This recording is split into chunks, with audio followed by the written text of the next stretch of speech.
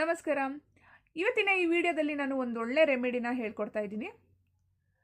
ನಾವು ಶಾಸ್ತ್ರದಲ್ಲಿ ನೋಡಬೇಕಾದ್ರೆ ಕೆಲವೊಬ್ಬ ವ್ಯಕ್ತಿಗಳಿಗೆ ದುಷ್ಟಶಕ್ತಿಯ ಆವಾಹನೆ ಅಂತೇಳಿ ಬಂದಿರುತ್ತೆ.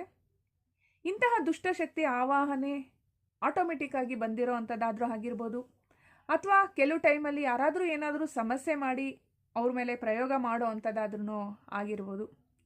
ಈ ಥರ ಒಂದು ಸಂದರ್ಭದಲ್ಲಿ ಜನ ತುಂಬ ಒದ್ದಾಡ್ತಾ ಇರ್ತಾರೆ.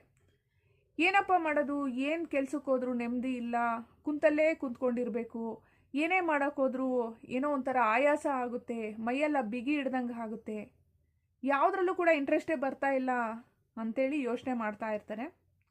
ಕೆಲವು ಟೈಮಲ್ಲೆಲ್ಲ ಶಾಸ್ತ್ರದವ್ರ ಹತ್ರ ಹೋಗಿ ಕೇಳಿದಾಗ ಅಥವಾ ದೇವ್ರ ಹತ್ರ ಹೋಗಿ ಪ್ರಶ್ನೆ ಕೇಳಿದಾಗ, ಇಲ್ಲ ನಿಮಗೇನೋ ನೆಗೆಟಿವ್ ಎನರ್ಜಿ ಇದೆ, ಈ ಥರ ಪ್ರಾಬ್ಲಮ್ ಆಗಿದೆ, ಆ ಥರ ಪ್ರಾಬ್ಲಮ್ ಆಗಿದೆ ಅಂತೇಳಿ ನಿಮಗೆ ಉತ್ತರ ಕಂಡಿಡ್ಕೊಂಡ್ರೂ ಕೂಡ ಅದರ ಪರಿಹಾರ ಸಿಗ್ತಾ ಇರೋದಿಲ್ಲ. ಕೆಲವೊಂದು ದುಷ್ಟಶಕ್ತಿ ಆವಾಹನೆ ಆಗಿರುವಂಥದ್ದು ಅಷ್ಟು ಬಲಶಾಲಿಯಾಗಿರುತ್ತೆ, ಅದು ಕ್ಲಿಯರ್ ಆಗೋದಕ್ಕೆ ಸಾಧ್ಯನೇ ಇಲ್ಲ. ಅಂತಹ ಒಂದು ಸಂದರ್ಭದಲ್ಲಿ ನಾವು ಈ ನಿಂಬೆಹಣ್ಣನ್ನು ಬಳಸ್ಕೊಂಡು ಒಂದು 3 ಮಂತ್ಸ್ವರೆಗೂ ಬಳಸ್ಕೋಬೇಕಾಗುತ್ತೆ. ಇದನ್ನು ಯಾವ ರೀತಿಯಾಗಿ ಬಳಸ್ಕೋಬೇಕು ಅಂತೇಳಿ ಹೇಳ್ತೀನಿ. ಇದರ ಒಂದು ಉಪಯೋಗದಿಂದ ದುಷ್ಟಶಕ್ತಿ ಆವಾಹನೆ ಏನಿದೆಯೋ ಅದು ಕ್ಲಿಯರ್ ಆಗ್ತಾ ಹೋಗುತ್ತೆ. ತುಂಬ ಒಳ್ಳೆ ರೆಮಿಡಿ ಇದು. ಮತ್ತು ಇದ್ರ ಜೊತೆಯಲ್ಲಿ ನಾವು ಆಂಜನೇಯನ ಪ್ರಾರ್ಥನೆಯನ್ನು ಕೂಡ ಮಾಡಬೇಕಾಗುತ್ತೆ. ಈಗ ಹನುಮಾನ್ ಚಾಲೀಸ್ ಬಗ್ಗೆ ಲಾಸ್ಟ್ ವಿಡಿಯೋದಲ್ಲಿ ನಾನು ಹೇಳಿದ್ದೀನಿ. ಹೀಗೆ ಆಂಜನೇಯನ ಬಗ್ಗೆ ನನಗೇನೇನು ಗೊತ್ತಿದೆಯೋ, ಆ ಒಂದು ಶಕ್ತಿಯಿಂದ ಆಗುವಂತಹ ಉಪಯೋಗಗಳೆಲ್ಲ ಏನು, ಆ ಉಪಯೋಗವನ್ನು ಯಾವ ರೀತಿಯಾಗಿ ನಾವು ತಗೋಬಹುದು, ಅದರಿಂದ ಏನೇನೆಲ್ಲ ಅನುಕೂಲ ಆಗುತ್ತೆ ಅಂಥೇಳಿ ನಾನು ಕೆಲವು ವಿಡಿಯೋ ಮುಖಾಂತರವಾಗಿ ತಿಳಿಸ್ತಾ ಹೋಗ್ತೀನಿ. ಸಬ್ಸ್ಕ್ರೈಬ್ ಆಗದೇ ಇರೋ ಅಂಥವರೆಲ್ಲ ಸಬ್ಸ್ಕ್ರೈಬ್ ಆಗಿ. ಇನ್ನಷ್ಟು ವಿಡಿಯೋಗಳು ನೋಡಬೇಕು ಅಂತ ಅಂದರೆ ನಂದು ಇನ್ನೂ ಒಂದು ಚಾನಲ್ ಇದೆ, ಅದರಲ್ಲೂ ಕೂಡ ಕೆಲವೊಂದು ಡೀಟೇಲ್ಸ್ ಎಲ್ಲ ಸಿಗುತ್ತೆ, ಅಲ್ಲಿ ನೋಡ್ಬೋದು.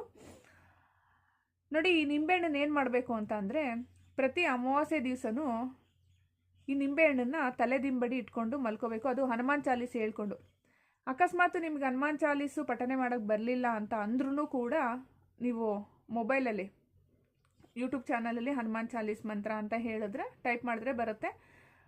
ಅದನ್ನು ಆ ಒಂದು ಮಂತ್ರವನ್ನು ಹಾಕ್ಕೊಂಡು ಕೈಯಲ್ಲಿ ಈ ಬಲಗೈನಲ್ಲಿ ಹಿಂಗೆ ಮುಷ್ಟಿ ಕಟ್ಟಿಟ್ಕೊಂಡು ಈ ರೀತಿಯಾಗಿ ಸ್ವಲ್ಪ ಹೊತ್ತು ಧ್ಯಾನ ಮಾಡಬೇಕಾಗುತ್ತೆ, ಮಂತ್ರ ಕೇಳಿಸ್ಕೊಂತ.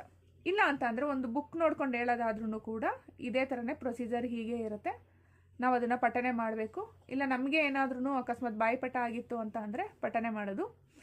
ನಮ್ಮ ಮೈಯಲ್ಲಿರ್ತಕ್ಕಂಥ ಯಾವುದೇ ದುಷ್ಟಶಕ್ತಿ ಆಗಿದ್ರೂ ಕೂಡ ಈ ಒಂದು ನಿಂಬೆಹಣ್ಣಲ್ಲಿ ಸೇರಿಕೊಳ್ಳಿ. ಈ ನಿಂಬೆಹಣ್ಣಿಗೆ ಅಷ್ಟು ಶಕ್ತಿ ಇದೆ.